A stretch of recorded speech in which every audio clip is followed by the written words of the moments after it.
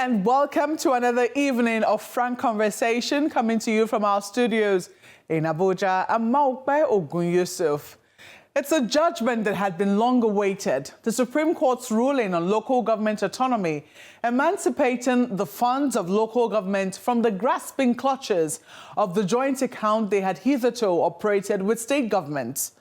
While many have welcomed the judgment with glowing words and open arms, is this really the answer to development at the local government level? What should the expectations of citizens at the grassroots level be?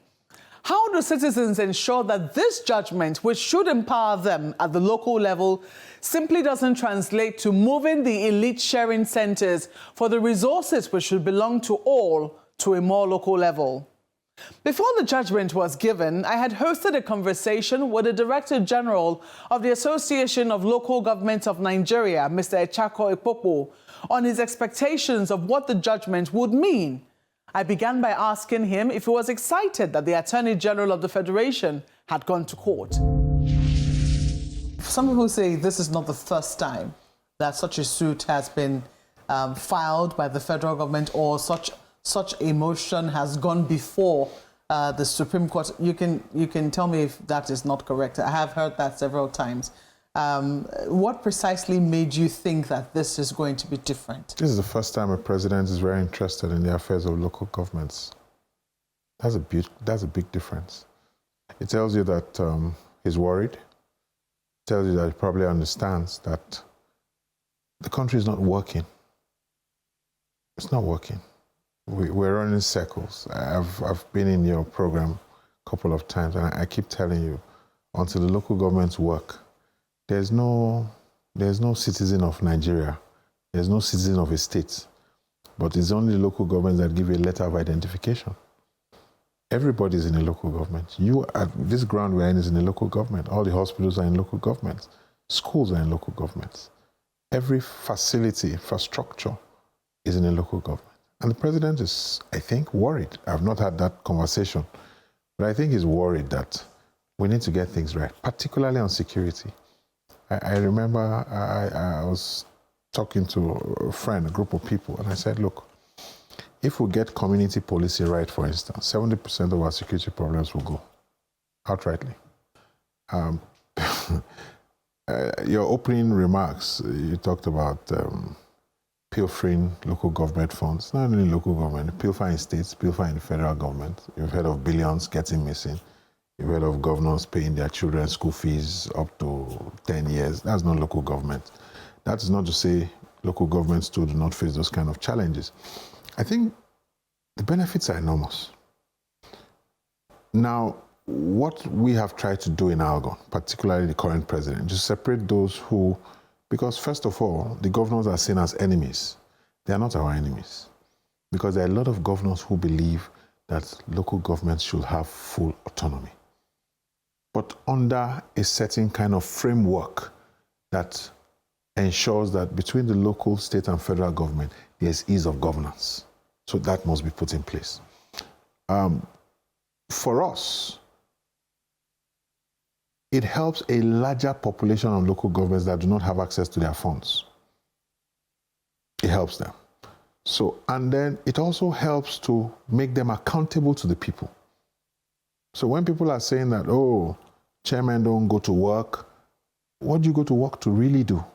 When you have either a 6-month tenure, or a 1-year tenure, or even a 2-year tenure, and your funds are almost being asked to return back to a certain person or coffers. What do you really want to go to work to do? And so you find that the structures of government and the local government have broken down. In the National Assembly, the 7th, the 8th, the 9th, and now the 10th have partnered local governments to see how best we can achieve success. The challenge is that we have not been able to meet 24 states across the country. Because there are issues. There are a plethora of issues, from healthcare to education to, for instance, I'll give you, governors appoint the Local Government Service Commission. It's their responsibility. So we, as council chairman, you really don't have, like the governor will have a right to say to his head of service, I want this person out. You don't have. It's only the governor can fire that person to a large extent. So there's no control. You're just a chairman in a vacuum in most cases. Yesterday, I heard a very pitiful story that some states, their chairmen take their budgets to the houses of assembly, and yet they have councillors. So why do you have councillors? Just to pay them salaries and allowances monthly? We still have councillors, huh? Yes, we still do have councillors. So what's their job? I mean, in days past, in the 60s and the 70s, we used to have councillors who were older people, mature, had a lot of responsibility and all of that. But it's no longer the case today. So you brought up the issue of financial autonomy. That's why I was just dealing with it. If not, the issues of local government are huge. They spread. There are all sorts of problems. Yeah, because some people will think that we need to solve some of these problems simultaneously. A situation where there is still disrespect for, I don't want to say constitutional authority, but democratically elected local government chairmen, where a governor can still remove local government chairmen and, put caretaker committee chairmen. What difference will financial autonomy make? Okay. We see that there are now attempts to make INEC conduct local government elections. INEC has come out categorically to say we do not have the powers. But do you think that will be a way to go, for instance? It can be, because currently today, much as I was a beneficiary, today the general populace, the generality of opinion of Nigerians that INEC should conduct elections for local government. It puts in, probably tells the will of the people, because you rarely find a state conducting an election and you find another party winning even a councillorship seat. It's very difficult. And so Nigerians have come to the conclusion that INEC should conduct elections. What difference will that make in a place where we're still disputing governorship elections? Yes, if the last off-cycle governorship elections that were conducted were heavily disputed, and people were really appalled at some of the things that they saw happen in those elections. And then if the elections are finally conducted and governors can still remove them, are we going to be back to square one? Elections will always be disputed in Nigeria because of the processes that lead to the emergence of the candidates. That's one. Secondly, the governors will argue that. Secondly, I think that there's a general problem of obeying laws in the country. There are citizens that feel they are above the law. You and I know that there are judgments on removal of council chairmen. So what has happened to that is that there's been no enforcement. Because council chairmen who have been removed go back to say, look, we have been removed unjustly. Nothing happens. And so you have heard people say that, look, any council chairman that has been removed, don't give that person allocation for local governments. I'm sure you've heard that argument. Mm-hmm. And there's nothing wrong with that. Because whatever... It's something you advocate. We don't mind. Is that what ALGON is pushing for? We'll push for it. Where? Where are you going to push for it? We're all politicians. You understand? We're administrators, we're politicians. We may not be making noise, but we're advocating. And we're saying that, look, let us obey the rule of law.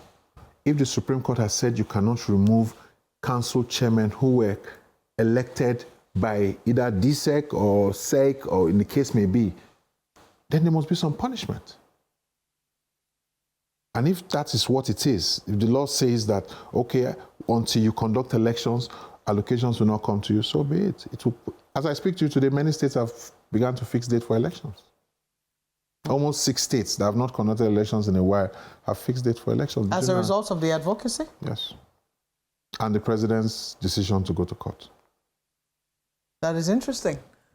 Okay, so let us take a look at that level of administration at the local government, because at the end of the day, what people really want, we've heard this several times, all politics is local. Sure. You know, there needs to be participation at the local government level. Legislators today, especially in the House of Reps, claim that, you know, they are doing a lot. They are the closest legislator to the people. But we also heard the former Speaker of the House, who's now the Chief of Staff to the President, saying that the reason why members of the National Assembly are taking on so much is because of the ineffectiveness of local governments. So I'm wondering, you know, what really can happen at that level You know, how involved do you think how is it going to change the face of political participation were we to move or were we to start from financial autonomy? Do you think it will have any effect? If a pregnant woman wants to give birth, the first person she runs to is the chairman of council. Today? Yes, today. Even now. You can take a census. Forget what you hear. Why? He lives with them. You've heard of local government chairmen that live in the city, the state capitals. First of all, that is strange in 2024. Very strange. You can take a census. Maybe when you served in Jos, that was some time ago. But that's not the reality today. That's not the reality today. You rarely find chairmen who stay outside their place of work. Is that as a result of some advocacy that ALGON is doing? Not just advocacy that ALGON is doing. I think the people are asking questions quietly. They're asking questions, irrespective of the fact that they may not enjoy the system they see. They're asking questions. And so in the local government, whether it's a mechanic, whether it's a vulcanizer, whether it's a motor park person, whether it's a market woman, the chairman is the person that is nearest to them and they want to relate with. Some are unable to open their doors or run away because they don't have what to give to them. I agree that the system has become dilapidated.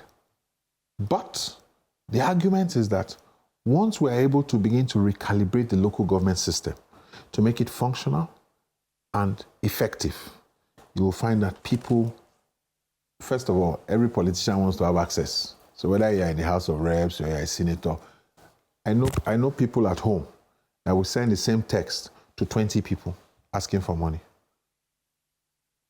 And so if they get from 5, he has worked out whatever challenges he has, he goes to resolve it. And same with everybody. So for the local government system, the chairmen, the councillors, the supervisors, they are there to make the local government system work in areas of education, in areas of healthcare. And you find out that they really don't have authority over these basic functions. And I'll give you an example. In the area of healthcare, most states' primary healthcare systems have taken over the functions of council chairmen. The LEA, in most cases, controls the schools. And so what are you leaving the chairman with? And most of these institutions were created to take over responsibility to the states. And that's why we're having these challenges. I ask myself, what is UBEC awarding contracts for? UBEC has no business awarding contracts. What is UBEC supposed to be doing? UBEC should, for me, help to be a center of policy formulation. It was created for a reason.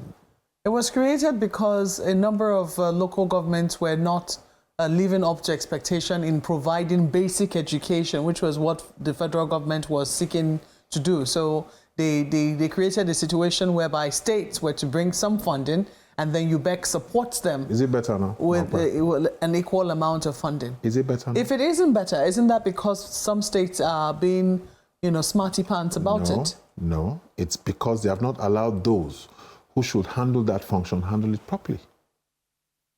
You don't take, when issues are going bad, you don't take over people's function. You don't.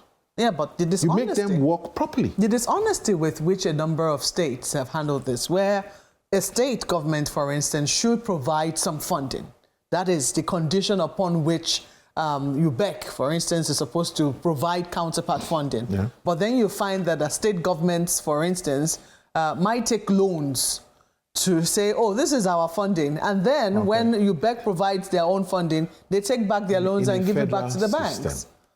You want it, somebody is campaigning to be chairman of council, and is campaigning that he wants to make healthcare better, he wants to make education better. If his funds are coming to him, he'll be able to plan properly to ensure that those facilities are in place. But if that campaign does not exist, it means that the monies and the fundings are going somewhere else. And where it is going to, they are not able to properly articulate and ensure that those facilities are in place. So what we are saying in local government is that allow local government to carry out their responsibilities. You can't take it from them and expect them to perform. It's not possible. I understand how complex these levels of conversations can be. But, you know, in a democracy will not just be about, you know, the people electing and the people demanding. The people whom have been elected must also be able to make a certain level of demand above their own level. It's not complex. It's not complex. It's not complex. So the biggest part why of were this, you unable to do something about it? The biggest challenge in this is the Constitution says local governments exist. It goes on to say that they exist under the control and purview of the State House of Assembly, who makes laws for them. So the State House of Assembly make laws the way they want, without considering the needs of the people and how it works for them. And most times, what you see happen, except the houses of assembly that understand what the focal point of development is, they just do what they like. So the State House of Assembly creates the Local Government Service Commission. They create these agencies at will, you understand, and take the functions away from the local government. So except there's a legislation that removes that, you just keep on doing what you're doing. So how is financial autonomy going to help change this scenario? You are dwelling so much on financial autonomy. That is not the only challenge that we have. So I'm dwelling on it. Just a minute, if you don't mind. That's not the only challenge we have. What we are saying is that the president has even talked about it. If we have 36 states and NFIU is doing their job, 40% of those states and their local governments, you don't know where the money is going into. So if 40% of local governments in this country are having challenges accessing their funds, should people not celebrate when somebody says, we want to make sure you access your funds? That's the starting point. And that's the celebration you are seeing. Not because it solves all the problem on local government. It doesn't solve all the problems. Well, we just have to be careful about the celebration, because we want to be sure that it's not the celebration of an elitist few who will just, you know, now have the opportunities because they have some level of control at the local government. I mean, and then the people should not be hoodwinked into thinking that this is some uhuru. And that's why I'm asking these questions. Because if people are thinking that, as a result of local government having access to their monies, or the monies are located, because some people also say that that's where the problem is. The fact that ideally the monies that accrue to the federal government should come from the local government, should, come from taxes, levies, whatever else, from the local government. We should contribute to the center. And then be contributed to the center, not the other way around, money being shared to the state and then to the local government, which they believe encourages corruption in the very first instance, a lack of accountability and transparency. That this money is when the Constitution or the Supreme Court says, yes, local governments should have the monies, this same opacity will continue, and the people are still left in the dark as to how this autonomy is actually affecting their lives. How has them not having their money helped Nigerians? That's why we're here. It's part of the reason why we're here. In any event, we have advocated that the federal government cannot continue to have over 50% of the revenues of Nigeria. It's too much. That's why it's easy for them to increase salaries the way they want, to the detriment of the state and local governments. Are they really able? I mean, you're saying the conversation around minimum wage. Whichever way it is. Are they really able to increase salaries? Whichever way it is, they have a gap of expenditure. We are limited to, not more than 18%. And so you keep increasing it. Should this conversation really be about financial autonomy? Or being able to don't make it about financial autonomy. I'm asking you now, when I mean financial autonomy, I'm talking about financial autonomy from the funds being shared that accrues to the federation account. Or should this be about financial autonomy of local governments being able to keep the funds that they generate? Because you also speak to some local government chairmen or some communities, and they will tell you that, look, even the markets that we're supposed to control and get our revenue from, or a number of other things that local government. So it differs from state to state. Yes, that the state governments have found ways to take them over under a centralizing and ease of business guise. True, and that's why I have said here. Yes, that's why I've said here that those laws are created by the houses of assembly. That's the truth. How is ALGON taking up this conversation? Because really, let's be very honest, ease of business is very important. In the last 10 years, yes, this advocacy has existed. And what we have done, what the chief of staff, who was speaker, said, he has said it before to us. We've had conversations with him. In the General Assembly of ALGON in 2019, he made it very clear that it was time for ALGON to take the gauntlet and look at a holistic approach. There are issues, from financial autonomy to administrative autonomy. See security, for instance. We are saying, look, every community today in Nigeria has a form of a vigilante service. Translate that into what is called the constabulary and let the chairman take responsibility for that. Can they afford it? What are you using your funds to do?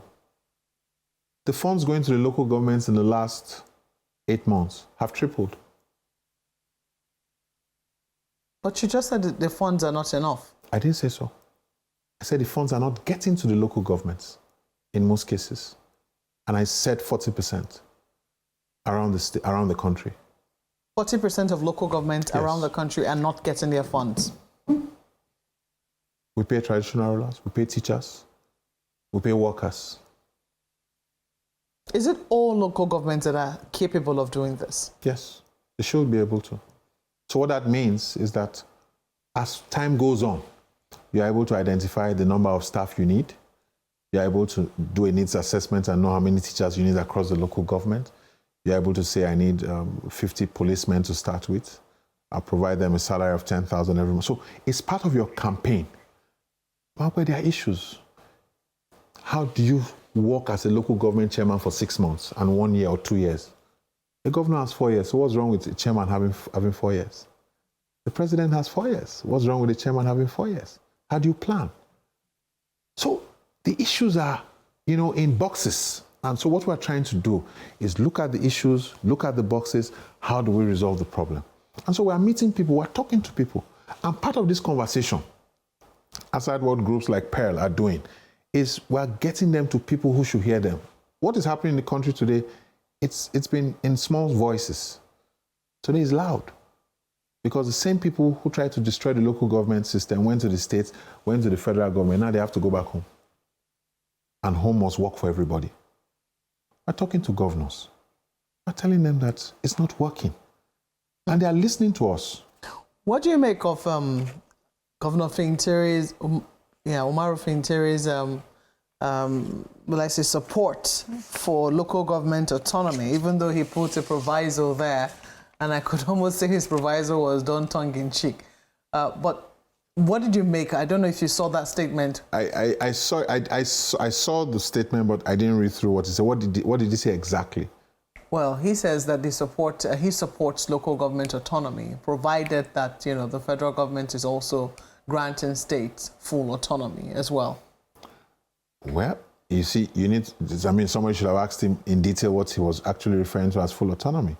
But if I can tell you that there are many governors who support the autonomy of local governments in all ramifications.